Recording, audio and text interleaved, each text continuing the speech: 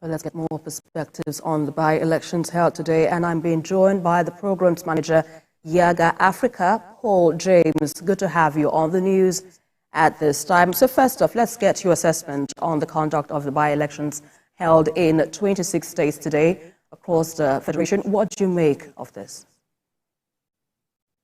The outcome of the elections leaves a sweet, the conduct and outcome leaves a sweet bitter taste, especially if you think around what the cost of this election to everyone that participated, not necessarily in terms of monetary terms, of course, but the time that has been expended to get us this level that we are today. So it throws up the burning question.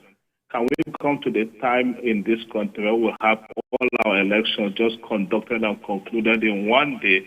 I know it might be practically impossible because if you look at the elections conducted today, some were rerun elections, others were by-elections. By-elections because some candidates have died and others have also, others have taken up other positions, so they have vacancies in their own positions that have to be filled. But with that also in mind, we saw a determination on the part of the Commission this morning to commence the election early in time across most of the polling units that we had deployed our observers. Before today, there had been that effort also to have materials reach all the local governments and then by extension also to the registration area centers. But again, the concerns or the challenges that have been debating our elections read their ugly heads today. You see the problems that happen in Jos where there are concerns about voting materials not enough in some location, and also the report that had filtered in from Akwa Ibom, from Enugu, and also from Kano about talks disrupting the process or shortage of materials that has led to the suspension of posts in some of those locations. So for me, it is hugely concerning, like I said, that the more investment is made in our election, we keep getting these sort of issues.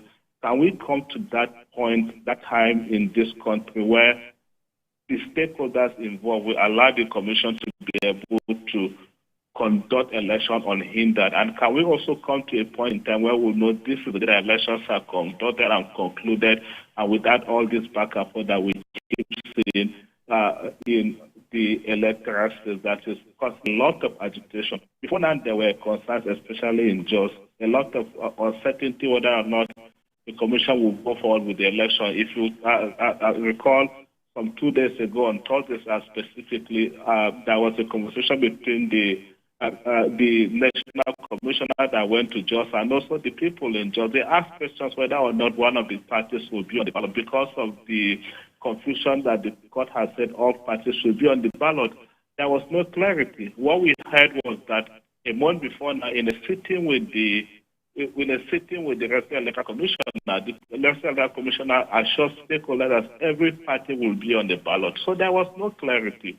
At some point, there was even a pronouncement by the IPAC chairman in Jos that the election will not move forward with the election because there was no clarity on that. So communication was not managed properly in Jos. That may also have affected the turnout that we saw in Plateau State. But again, I mean, different experiences across different states. You can see the huge turnout, for instance, in Kano. We saw a huge turnout also in Oyo State this morning. And if you go to the southeast in Abia, there was a report of very low turnout, and also what is also filtering in Jos, the concern and challenge of also a very low turnout. I mean, that's also for me what is even more heartbreaking, that look at all the investment that the Commission has done to get us to this level, and again, participation keeps dropping. Is it also from the point of the lack of awareness before this election? I thought the stakeholders have done enough, but we really need to come to the point where we interrogate what are these challenges and know how to just solve them. Right. Let me quickly come in here to ask you the final question, and you have to be brief on this right now because we want to understand what you hope, to see differently to ensure we have free, credible elections in years to come. What do you hope to see differently? I think we just want to see that the Commission remain consistent in its engagement, because what we keep seeing is one election will be better, the next election will be poor.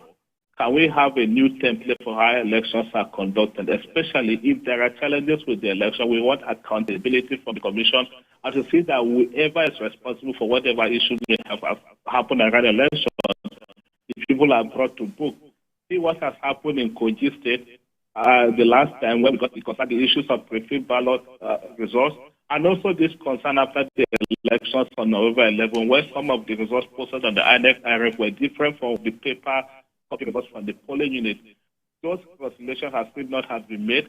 INEC has not come out to say they had prosecuted anybody that was involved in that wrongdoing. So, right. I mean, if you want to raise confidence, we want to come to a place where the commission is coming out to tell Nigerians ABC had happened from this election, and these are the remedial measures that has been taken. Right. Once there is that consistency, I am sure it will help to boost confidence and participation in the election. Thank you so much, Paul James, Programs Manager, Yiaga Africa. We appreciate your insights on the news at 10 tonight.